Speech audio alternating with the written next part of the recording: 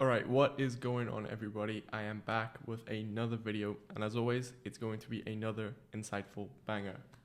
So, as you can see by the title, this video is going to be specific to marketing copy in your company, and the reason I'm making this is because I've seen it to be such a big problem that goes extremely unnoticed in pretty much all of the businesses that I've worked with. And what I'm going to be talking about today in terms of how to fix your copy or improve your copy, every single one of our clients that we actually told about this and this method of approaching writing copy for your company, not a single one knew about it. So that's why I thought it'd be perfect to make a video about it, because really most of my videos is just like problems that I see the market or our clients having. And if it's a problem with them, then it's definitely something of value, obviously, to make a video about for you guys that are watching. So make sure to watch the thing in full, because that's the only way you're going to get the most value and overall understanding of the topic and the method and the approach of it. And then at the end, I'm going to be giving away something very, very cool and super valuable for you guys, especially the ones that, like, if you're not one of our clients. Okay, I'm going to get straight into it now. So if you're watching this, you most probably have some funnel that is live. You might have some ads running, some content that you're pushing people to a landing page, something. But you still feel like your revenue is kind of all over the place and you don't understand like what's converting people, what's not.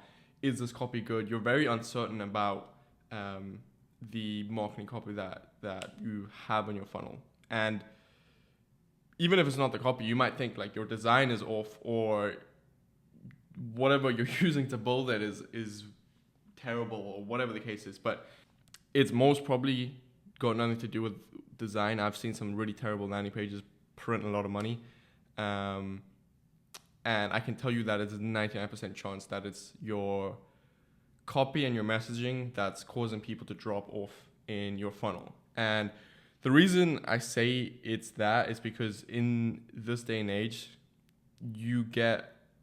everyone gets bombarded by so much marketing, whether it's paid, organic, like, because it's so democratized to be able to post content and run any form of advertising, and so many people are running their own thing now. It's always in your face. So what you say in your message matters the most, as well as the actual like creative behind it. So does it look good, whatever. But if you're running a static ad, and it's mostly got to do with messaging, and if it's video, then it's messaging still majority, and then the actual creative and aesthetic and how it looks. So like I said, today I'm going to be breaking down why most marketing messages fall flat, why the conversions drop, and how we're going to utilize a single strategic sales letter to align your entire funnel, increase conversions, and turn those browsers into buyers. So before getting started, getting into it, a little background about myself. My name is Jared Fisser. I grew up in a third world country in South Africa. So, and the reason I mention this third world, because for a lot of you watching in the US, you probably don't know where it is. But go check it out if you haven't. I know where I grew up in Cape Town in South Africa specifically is becoming super, super popular for tourists to go visit, and especially more so amongst Americans. So yeah, go check it out. But anyway, I started my first company, like an actual company, when I was 16 under my mother's name, because of course you can't legally start a company when you're 16 years old. I started working for an engineering startup French company when I was 17, then left to do my own thing. I went into AI solution development, which was one, I really enjoyed it because I enjoyed tech a lot, and I saw the absolute boom and the industry taking off. And as I was building a solution for a company and on the like development side of things, I discovered like that one, there was a big need, and two, I had a very strong desire to help companies with business development, aka like finding product market fit and going to market. And I found that it wasn't just in a new industry, quote unquote new AI, that this was a problem. It was in industries and segments that have been, or sectors that have been around for many years. So I then now run a company called Emberly with my co-founder. It's a data-centric consulting company that focuses on aligning sales, marketing, and product to solidify product market fit and drive sustainable and effective go-to-market growth, right? So a little bit about me. But yeah, so now, as I mentioned before, I did my whole spiel about myself.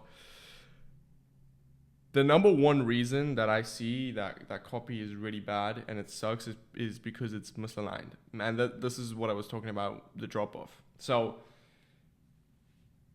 for example, think of if you see a really good ad talking about something specific that you might be interested in. And the ad is shot really well, copy is good, it's directed at you, it's short, you like it. You click on that ad, it takes you to a opt-in page or a landing page. And this page is not at all telling you what the ad told you. And it doesn't look as good. The design is off. This is not at all what you were expecting when you clicked onto that ad, right? And then what are you going to do? You're going to click off because this is not what you opted in for. You saw something different and you were told something different, right? And so this happens throughout the whole funnel. And this is called basically marketing congruency. When everything is aligned, that is the most ideal form because you're constantly reiterating the same ideas and information to your ICP. And by the end of it, when you get to the sales call, it should be a lot easier to actually close them. I mean, I'm sure you've seen it a lot, like, and this happens in corporate even more so, but of course also like kind of any business that you click onto, agency, info, whatever model you want to, direct consuming, e-com, they put the most broad things ever.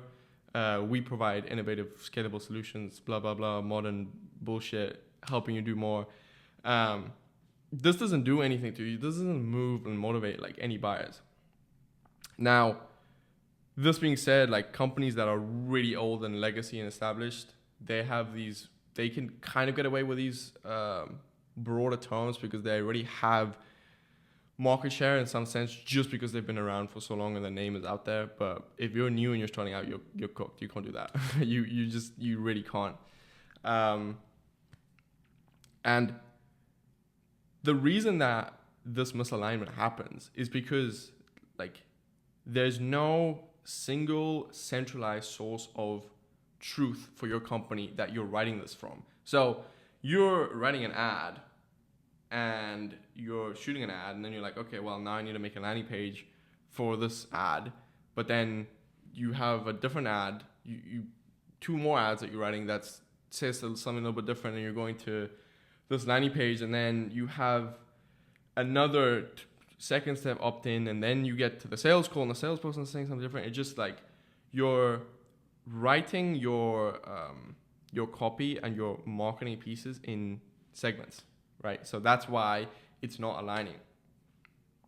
No one ever thinks to just sit down and write a full sales argument about why people should buy from you and why people should buy from your business. I'm so serious. Like literally, that is the whole point of this video. That is all it is you sit down and you write an argumentative essay, right?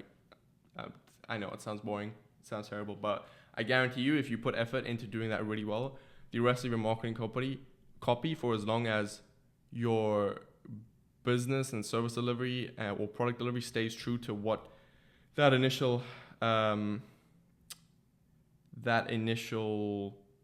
piece of writing is, your life in terms of writing creative marketing copy, videos, etc. It's going to be so much easier, right?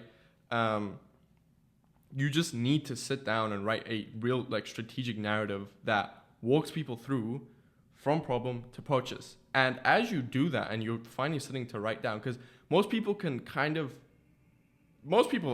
actual fact don't even know. If you'd ask them some questions about their business, they wouldn't be able to answer you. But what happens as well is when you sit down and you go through this whole process, you're like, oh, I don't really know this. Let me think about this. Let me add this in. Like, and then you might change something in your business because you start realizing in this whole process, like what you're missing, what's wrong, why people might not be buying from you. So it's a really good reflection, one, and two, obviously a base and a source to write everything else from. And that is literally the whole method. Like that is it. You just sit down, you write one really, really good, like I call it argumentative essay about your company. And the rest of your marketing tasks will be so much easier, quicker, more aligned. You won't see as much of a drop in conversions because everything is saying the same thing. A strong sales letter anchors like everything that you need in it. It calls out the right person, identifies the pain, introduces your unique mechanism, backs up with proof, offers a clear and compelling path to change. From that, you can create all other assets, email, marketing, copy, whatever the hell you want, you can create off of that thing. So this is kind of the base structure that we use, and I'll show you like my company's sales letter that we wrote, and this is specifically like to agencies. We have a B2B one as well, and this is important. Like you need one for a specific niche. So for example, if you have one side of the company selling to agencies and one to B2B, those have to be different, right? So good, nice title, subheadline, some status delta. You're conveying some sort of like understanding and authority in the market, that you understand what's going on, you know what's going on, right? Then you have problem angle. Then we have the story, so how we see everyone making the same mistake, etc., etc. Then we have problem argument. What happens when you try and fix the wrong things? You're focusing on the wrong things. Then argument summary, like what's gonna happen if you continue to do this. Solution, our solution to it. Case studies. Obviously, this is still a work in progress. We need to add a lot more to it. But then the benefits, features of the system.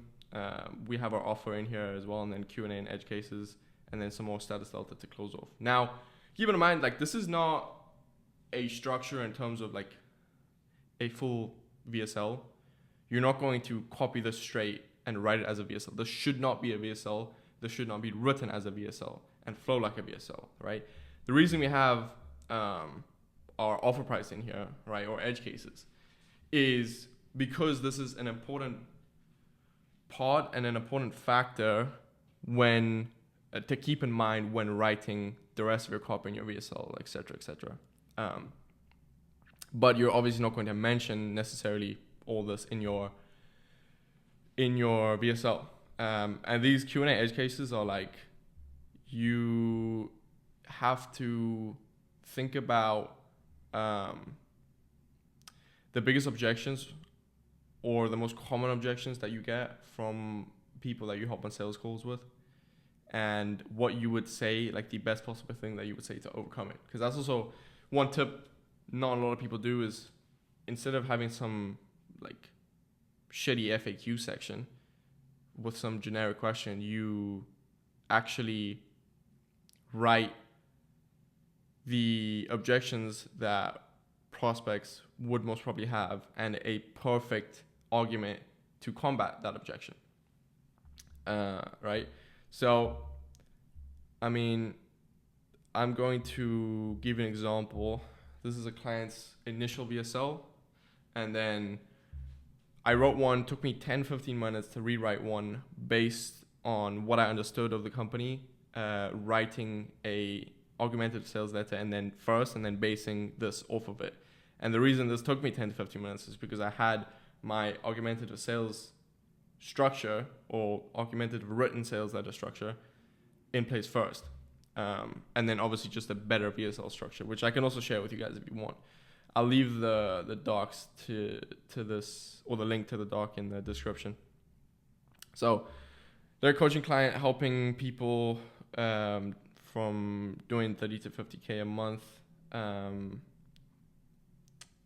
And they're basically selling a done for you vehicle for them to be able to get to 100K. And so they're selling the revenue growth plus people like being able to actually enjoy their money and not have to work 80 hours a week in order to stay at that 30 to 50K a month range. So, I mean, this is not terrible, but it was not amazing. So first of all, like, there's no straight, like, you're calling out the people doing 30 to 50K, but you're not, the best call outs are those that aren't direct. Like, you say your ICP without saying your ICP, or you pinpoint a problem that your ICP will have, right? And I'll show you what I like did in and after, to like hook them more. Then you can call out your ICP. I'm sure it's frustrating. Content, I'm sure it's frustrating because you don't. It doesn't sound like you understand the problem. If you're like, oh, I'm sure it must be hard to do this. That's not going to resonate with your listener at all, right? Then some case studies, which is fine to put here. Mechanism, so like basically what you're offering and what you're going to do to help them get there, through your vehicle. Then some more client results that are different, but again, you're just kind of restating it in a different way here. You could put those all together. Then the offer, which is like restating what you already pretty much said over here that people get in the mechanism. And if you have 6 minutes and it's less than 6 minutes to have people's full attention, you can't be redundant whatsoever in your VSL. Then implementation, 3 phases, that's fine. And then you just have like a pretty long-winded close that doesn't really tie much together that well. So like I said, it's not bad, but like the structure there isn't great. So did this, then this was the updated VSL. So first, Hook the Dream. Like I said, they're appealing to people that want to make more money and hit that 100K a month. But this is also something that I forgot to mention. Like they named it something, 100K a month infrastructure. Yeah, you need, like, that name is not sticky. You need a sticky name for people to remember and understand it. And infrastructure, yeah, people don't use that. So first, Hook the Dream. What if in 9 days from now, you're waking up to 5 new clients on your calendar, your sales team closed 3 deals while you slept, and your biggest decision today is golf or poolside? Like, just make them think for a bit. Like, imagine that. Hook them in with that dream. Now, of course, it's going to be better and more tailored to whatever your ICP wants to do. Then you can call out the avatar, agitate the pain, then set the trap. Like, just saying you're not running a business. You're basically just working a high-paying job that you can't quit. Then you go into a bit more depth on the problem. I also just renamed that 100K a month infrastructure to Hanzo Scaling Protocol, just something that was a little different. And again, this that I wrote is like not perfect by any means. It's just a little bit better and more structured. Like the text itself can be way better. The copy itself can be way better. Like you telling them about what other people are doing, how they're getting to what the person that's listening to it, their goal is. More problem, some more agitation of pain. Then you're showing the proof here. Like I said, putting everything together in the same thing, because you have one impactful and you put the proof first as some more status delta and to establish more authority before you even go into the offer to like tell people that, hey, this works. This is what our results are. Then hit them with the offer, what it looks like to work with you, and then a bit more structured close. So now after hearing all this, you have one or two options. You keep pushing and doing the same thing over and over, or you install our system and you get to the 100K and you get to live the life that you want. Then you can put in some scarcity tactic in here as well if you wanted to. And that's pretty much it. But you can see how this is just more structured. And again, the copy can be improved, but it's just way more structured and already a lot better. And now the ads will be easier to write off of this. The landing page copy will be easier to write from this. It just makes your life so much easier. Like I said, literally took me 10-15 minutes. So back to what I was explaining in the whole like mechanism, the whole point of this. So like if your copy is not converting, right, and you think you have a good funnel, but you have like just terrible conversion rates, it's not a direct, like, yes, you have a conversion problem, but it goes deeper than that. It's most probably an alignment problem. And if you're watching this right now and you know, you're like, okay, one, I haven't written my essay. Oh, I do think, like, I haven't even thought about that, but I do think my marketing is not aligned at all. I write these things in segments. That's me, right? What I am offering to you is, after watching this, and if you've made it this far, you deserve this, right? So that's why I'm giving you this value. Go ahead and write your argumentative essay, and I'll give you a template for it a basic template for it in the description of the video. Go ahead and write it. Then you can send it to me. I'll put my email in the description as well. You can send it to me, and I will look over it and give you feedback on it for free, right? That is my offer to you. If you made it this far, you deserve to get that and that insight for free because you've stuck out, watched this video. So we've come to the end of the video, pretty much. I know I've spent a lot of time going into depth on a very, like, something that I could have, you could say in one sentence, like just write a sales argument. But you have to understand why. You have to understand why it solves the problem of your marketing, right? That's why I spent so much time going into depth and showing you an example of this, to have it click in your brain and help you understand why it's necessary to do this. Because if I just told you, oh, go write it, you're not going to, this isn't history class, right? You're not going to go and write an essay. You're not going to want to do that. So if you made it to the end of this video, again, my offer stands to you. I'll put everything in the description that you need to go ahead and do it and send it over to me. I'll be waiting patiently for it. And one thing I want you to remember about copy, even if you don't go ahead and write this argument, is that great copy isn't necessarily the most clever thing in the world. It's just clear, simple, and aligned with everything else that you're saying. And it makes people feel seen and therefore act on something. So I hope you guys enjoyed the video, and I will see you in the next one.